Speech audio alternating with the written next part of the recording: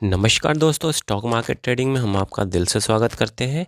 आज हम दो ऐसे पॉइंट पे डिस्कस करेंगे जहां पे लोगों को बहुत कन्फ्यूज़न होता है। पहला क्या है, रेगुलर फंड और डायरेक्ट फंड के बारे में हम यहाँ पर डिस्कस करेंगे। ये फंड आता कहाँ पे, म्यूचुअल फंड। जब आप म्यूचुअल फंड लेने जाते हैं तो आपको ये दो बातों का ध्यान बहुत अच्छे से रखना पड़ेगा। कहीं मिस आउट करेंगे तो आपका रिटर्न में कमी आ जाएगी, आपका रिटर्न कम हो जाएगा। वो कैसे होगा, पूरे डिटेल में बात करेंगे इस वीडियो में। कहीं इस चैनल पर आप नए हैं तो ज़रूर सब्सक्राइब कर दीजिए, क्योंकि यहाँ पे हम जो भी बात करते हैं इसको स्टॉक मार्केट, म्यूचुअल फंड, जितने भी इन्वेस्टमेंट से रिलेटेड होती है हर चीज़ के बारे में यहाँ पे हम डिस्कस करते हैं और भी फैक्ट पे बात करते हैं, एग्जाम्पल के साथ बात करते हैं। चलिए लेते हैं एक ऐसा एग्जाम्पल जहाँ पे आपको अच्छी तरह से समझ में आ जाए कि डायरेक्ट फंड क्या होता है और रेगुलर फंड क्या होता है। डैशबोर्ड पे आ गए हैं। यहाँ पे दो सेक्शन मैंने डिवाइड कर दिया है, रेगुलर और डायरेक्ट का।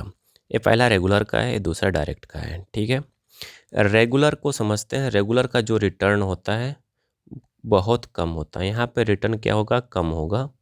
यहाँ पे रिटर्न अधिक होगा।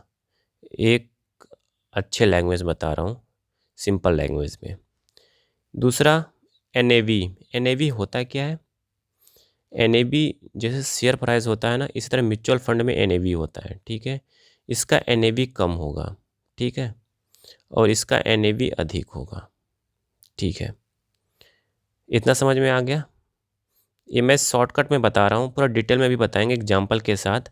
पूरा एग्जाम्पल के साथ दिखाऊंगा कहाँ पे क्या चीज़ देखना चाहिए जब हम एक म्यूचुअल फंड परचेस करते हैं। ठीक है, दूसरा तीसरी बात आ जाती है एक्सपेंस रेशियो। एक्सपेंस रेशियो में रेगुलर फंड क्या क्या होता है, अधिक होता है। यहाँ पे उल्टा हो गया, रेगुलर फंड में एक्सपेंस रेशियो क्या होगा, अधिक होगा, यहाँ पे कम होगा। क्यों अधिक होगा एक्सपेंस रेशियो? भाई सिंपल सी बात है, एक्सपेंस रेशियो अधिक होगा तभी तो अगला बंदा कमीशन के रूप में लेगा। ठीक है, और रेगुलर फंड तो मैंने आपको बताया नहीं होता क्या है। ठीक है, ये तो मैंने समराइज बताया आपको। ठीक है, अब समझते हैं रेगुलर फंड होता है क्या है। रेगुलर फंड वो फंड होता है जहाँ पे आप किसी ब्रोकरेज के थ्रू करते हैं, खरीदते हैं, परचेस करते हैं, या ऐसे कर सकते हो किसी डिस्ट्रीब्यूटर के थ्रू आप खरीदते हो, जो आजकल चल रहा है।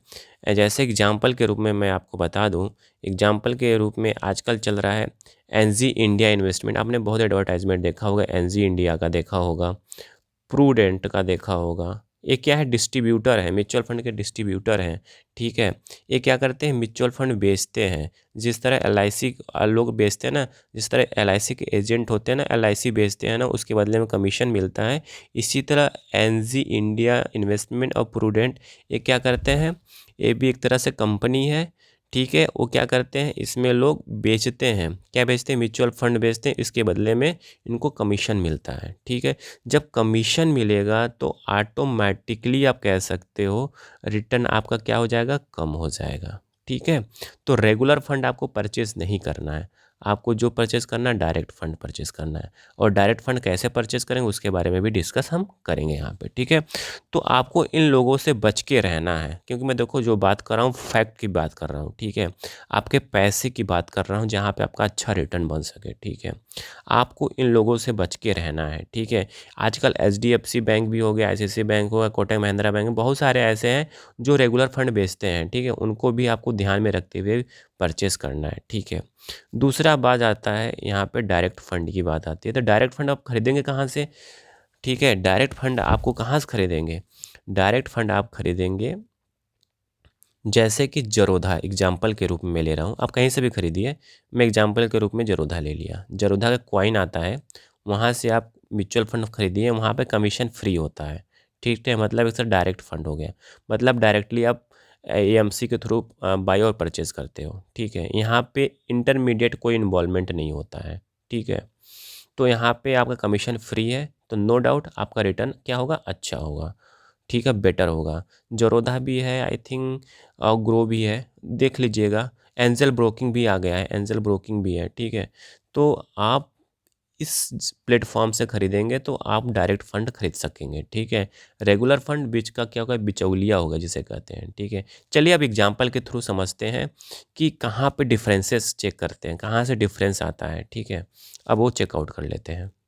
एग्जाम्पल के रूप में देखिए यहाँ पे मैंने ओपन किया है trendy.com और इस यहाँ पर मैंने एक फ़ंड सेलेक्ट किया HDFC flexi cap fund direct plan growth option, ठीक है। यहाँ पे आपको ऑप्शन दिखाई दे रहा है रेगुलर एंड डायरेक्ट फंड, ठीक है। रेगुलर एंड डायरेक्ट, पहला है रेगुलर, ये दूसरा है डायरेक्ट, ठीक है। तो डायरेक्ट फंड में आपको कितना प्राइस आ रहा है, NAV देखिए यहाँ पे, ये NAV है जो मैं आपको डिस्कस बता रहा था, ये NAV है। NAV 2033 रुपये आ रहा है, ठीक है। वहीं आप रेगुलर में आएंगे तो रेगुलर में देखिए 1866 घट गया ना, रेगुलर में 1866 घट गया ना। तो बताइए कितना डिफरेंस है, ठीक है। छोटा मोटा डिफरेंस नहीं, बहुत अधिक डिफरेंस है। 200 के आसपास का डिफरेंस है, तो कम नहीं होता, बहुत अधिक होता है। तो ये मेन डिफरेंस है, ठीक है। तो मेन आप मैं इस वीडियो को समराइज़ करूँ यहाँ पे, तो समराइज़ में यही निकल के आता है कि हमें डायरेक्ट फंड लेना चाहिए। क्या लेना चाहिए, डायरेक्ट फंड लेना चाहिए हमेशा। और रेगुलर फंड से हमेशा हमें बच के रहना चाहिए, मतलब हमें एजेंट से बच के रहना चाहिए जो म्यूचुअल फंड बेचते हैं कि भैया ये ले लो, ये ले लो, वो कर लो, ठीक है। आपको कोई भी डाउट हो कमेंट सेक्शन में डालिए, मैं उसका आंसर ज़रूर दूंगा। आई थिंक सारी इन्फॉर्मेशन आपको समझ में आ गई होगी। समझ में आ गई होगी ज़रूर लाइक एंड सब्सक्राइब कर दीजिए, दोस्तों के साथ ज़रूर शेयर करिए। Thank you for watching this video.